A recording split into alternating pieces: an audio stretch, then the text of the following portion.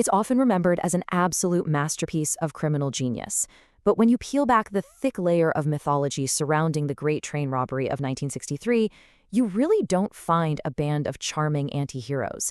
What you actually find is brutal violence, staggering institutional hubris, and an operation so heavily reliant on fragile luck that it was practically destined to unravel.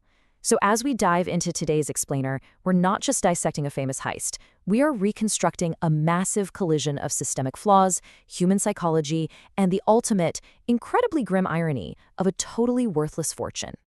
I want you to picture this. It's the pitch-black void of the Buckinghamshire countryside. 3 a.m., August 8th, 1963. A massive diesel locomotive, the Royal Mail train, making its routine overnight run from Glasgow to London, is just tearing through the darkness. Inside, postal workers are sorting mail, completely unaware that they are hurtling straight toward a meticulously laid trap. Everything pivots the exact moment the driver spots a single glowing red signal up ahead, a light that absolutely shouldn't be there. So, how did this one false red light spark the crime of the century? Let's start with Part 1, The Ambush, August 8th, 1963. Out at Sears Crossing, the trap they set was, honestly, chillingly analog. There were no explosives, no heavy artillery. A specialist simply took a glove and covered the green track signal, and then rigged up some ordinary batteries to illuminate a fake red light. It was that simple. But the moment the train stopped and the fireman, David Whitby, stepped out to investigate severed phone lines, he was immediately thrown down an embankment. Back in the cab, the 58-year-old driver, Jack Mills, was brutally clubbed over the head with an iron bar. In a matter of seconds, any romantic myth of a victimless caper vanished into some very bloody reality. Now, the timing of this ambush, it was definitely no accident. The gang didn't just want any mail train, they were targeting a highly specific, localized economic phenomenon. Typically, this route carried a payload of around 300,000 pounds, but the previous weekend had been a Scottish bank holiday, which meant regional banks were suddenly flushing a massive surge of used, completely untraceable currency back down to the London vaults. Because they chose this exact calendar date, the payload absolutely skyrocketed over 2.5 million pounds. The stakes had been artificially and massively multiplied. Which brings us to Part 2, the mechanics. We're looking at systemic vulnerability and clinical execution. You see, the heist wasn't purely a triumph of criminal engineering. It was heavily enabled by a catastrophic institutional failure. At the time, the post office had been retrofitting their high-value carriages with alarms and steel bars. But on this specific night, all 3 of their secure carriages happened to be in the shop for maintenance. So, what did the state do?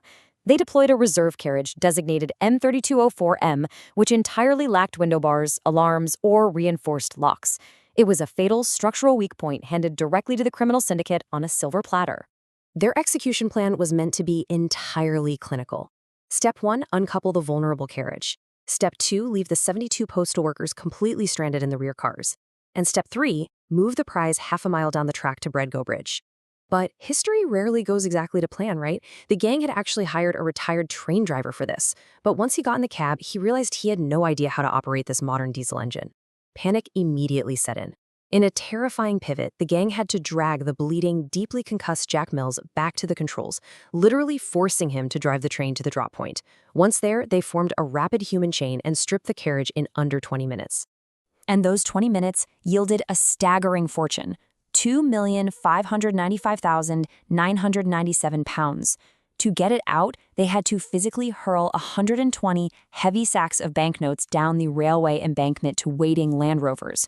To put that into perspective, in today's money, we are talking about an unprecedented 45 million pounds.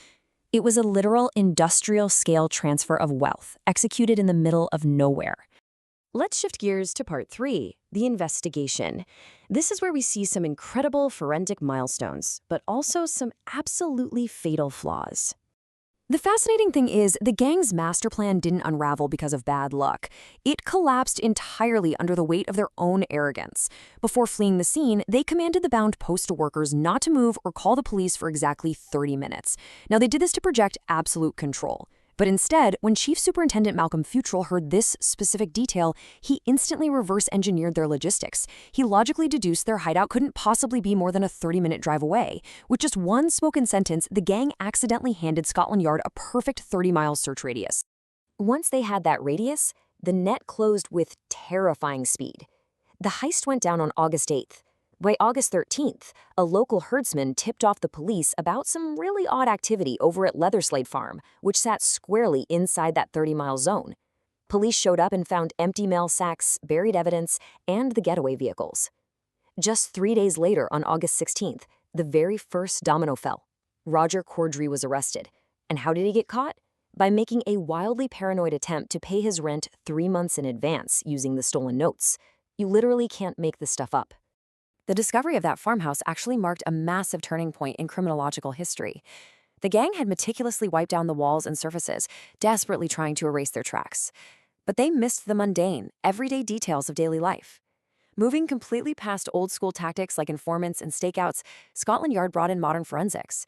They managed to lift latent fingerprints from a simple ketchup bottle, and amazingly, from a Monopoly board the gang had been playing with using the real stolen cash. It was this invisible biometric data that ultimately doomed the syndicate. Moving into part 4, the human element. We're going to look at the Phantom Insider and the fugitives themselves. So every single element of this staggering crime actually rested on the shoulders of a phantom. The brutal efficiency of the gang was only made possible because they were being fed the exact schedule, the maintenance flaws, and the specific payload date by a senior postal insider they only knew as the Ulsterman.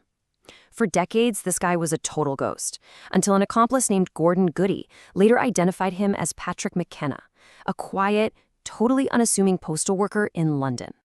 Without the betrayal of this one bureaucrat, the crime of the century simply never happens. And the gang itself was a 15-man syndicate, a really complex ecosystem of ambition and hubris. You had Bruce Reynolds, the mastermind, who spent years running through Mexico and Canada before finally being captured. There was Roger Corddry, the signal rigger we mentioned, who was the first to fall. Charlie Wilson, their treasurer, actually had a specialized escape committee break him out of a maximum security prison. And then there's Ronnie Biggs, the man who procured that failed train driver, yet who would go on to orchestrate one of the most infamous, legendary escapes in British history. The British public rapidly mythologized these men, turning them into modern-day Robin Hoods. Ronnie Biggs escaped Wandsworth Prison, underwent plastic surgery, and essentially lived as a celebrity fugitive down in Brazil for decades. But that glamorous myth masked a really grueling reality. The vast bulk of their massive £2.6 million cut was systematically bled dry.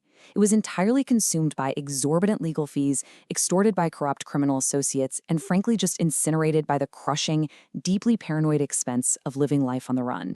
Finally, Part 5, the irony and consequences, the story of a truly worthless fortune. The true, lasting legacy of the Great Train Robbery is a story of profound collateral damage and sheer historical absurdity. First, we have to acknowledge the human toll. Driver Jack Mills never recovered from his brutal head trauma. He suffered from severe chronic pain until his death in 1970.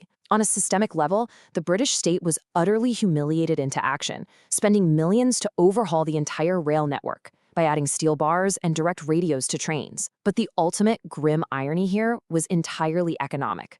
Less than £400,000 of the stolen money was ever actually recovered. Why does that matter? Because in 1971, Britain underwent decimalization, entirely overhauling its currency system. So, practically overnight, the millions in unrecovered hidden banknotes became legally worthless pieces of paper. The greatest cash haul in history literally expired in their hidden safes. Ultimately, the gang did execute a mechanical masterpiece that totally exposed the fragile, outdated security of the 1960s British establishment. But in the end, the fortune that they bled for, that they killed for, and that they ran for all over the globe literally turned to dust. So you have to ask yourself, did these men actually win the heist of the century, or did they sacrifice their entire lives just to become prisoners of their own myth? Thank you so much for watching this explainer. We'll see you next time as we continue to unpack the incredible events that shaped our world.